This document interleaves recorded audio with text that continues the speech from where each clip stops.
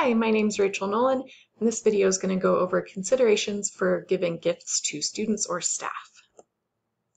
So when a school gives a gift to a student, they can be paid for from activity funds if they follow two specific criteria. So one would be if it's an incentive for a fundraising event, and another would be if it is an award for a special achievement.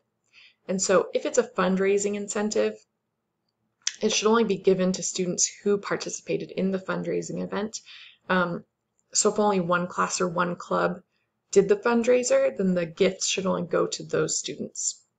And it should be purchased with funds raised by that student group specifically.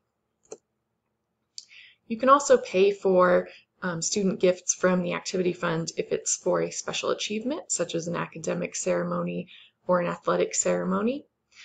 They can be paid for from the general fund, from donations, or from an athletic fund if it's for athletics. This could be like medals or certificates or some sort of celebration for the students, like an ice cream social.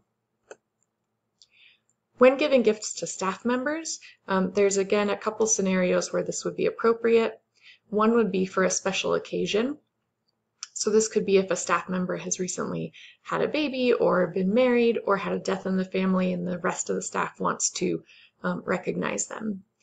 These will be paid for from a special fund, staff remembrance funds, or sometimes called social committee funds. They're paid for from staff donations and dues. This money should never come from students. And the fund should be managed by a committee like the social committee. Staff can also get a gift if it is an incentive for fundraising. So this might be the teacher whose class raises the most money or something like that.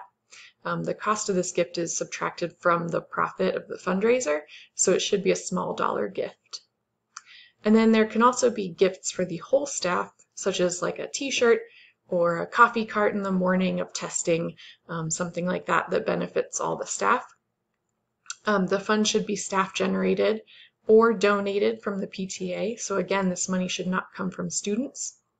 Some districts allow these to be purchased from the general fund if the gift is going to be useful in the classroom and inexpensive.